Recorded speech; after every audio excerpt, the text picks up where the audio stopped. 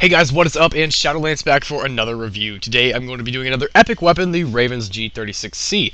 I think I did this, I did this review on Prophecy's account once again. I've been doing a lot of reviews on his account.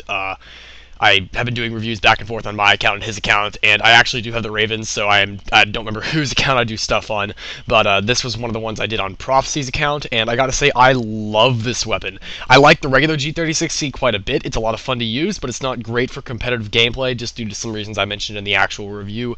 But the Ravens G36c more or less fixes all of those problems. I'm doing a bunch of hand gestures that you guys can't possibly see, so I feel completely retarded right now. But anyway, so let's hop right on into the gun so I stop feeling a little retarded. Anyway, so we're looking at an ammo capacity, 35 of 105, so it has an increased ammo capacity similar to the Autumn G36e Valkyrie. I'm actually going to be comparing this gun to that as soon as I'm able to find it here. There we go. Because it's actually, statistically, most comparable to that gun. It's not actually that comparable to the G36c, especially on just performance-wise. It acts more like the Autumn Valkyrie than it does the G36c. I mean, that's just the way it feels. It has the G36c's recoil pattern, but it's so minimal that it's like it doesn't even have recoil, really. I mean, it has recoil, but it's actually really tappable, and it's a very easily usable gun. A lot of illies, but anyway. We're looking at a damage of 43, a portability of 68, a rate of fire of 75, very fast, accuracy of 91, and recoil of 64. So keeping in mind that this is an assault rifle, an accuracy of 91 is very high, typical of the G36 series. The recoil of 64, it's just average, but to be completely honest, the pattern is very small. The G36c pattern, the regular G36c pattern, is known for being a little bit on the high side, but this more or less fixes it, and the pattern is the same, but it seems minimalized. So that's just what I feel.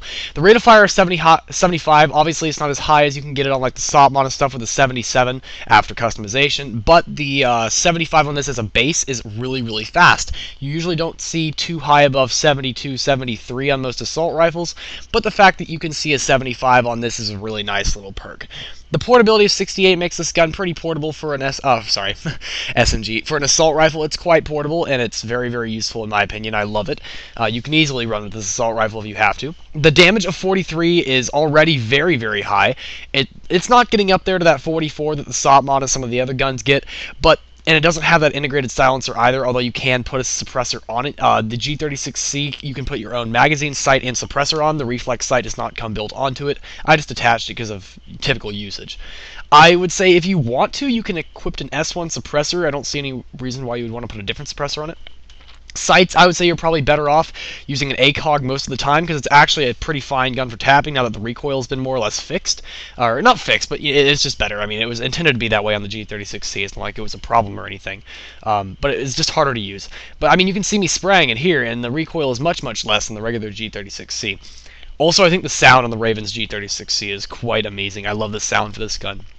I mean, I care about stupid little things like that. Sniff talks about that too, where he likes the reload, like on the micro Uzi, and he likes the sound some guns make. I love the sound the KNT and J&G make. I love those sounds. It feels like it's a powerful gun, like it's something I'm using out of Call of Duty, and I love that feel because I'm a Call of Duty player, so I love that kind of feel to it.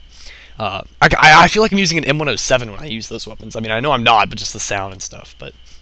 Back to this gun. So the sound is awesome, as I've said. I love the skin on it. I like the color they chose for Ravens. I mean, it fits, but I like it. I just like this gun, all in all. It's good for competitive gameplay. It's good for fun gameplay. It's a really fun gun to use, like most of the epic weapons are. It's a little bit less of a noob weapon than a lot of other epics. I find the Vipers, like, I got asked that question in the comments, do I consider it a noob weapon?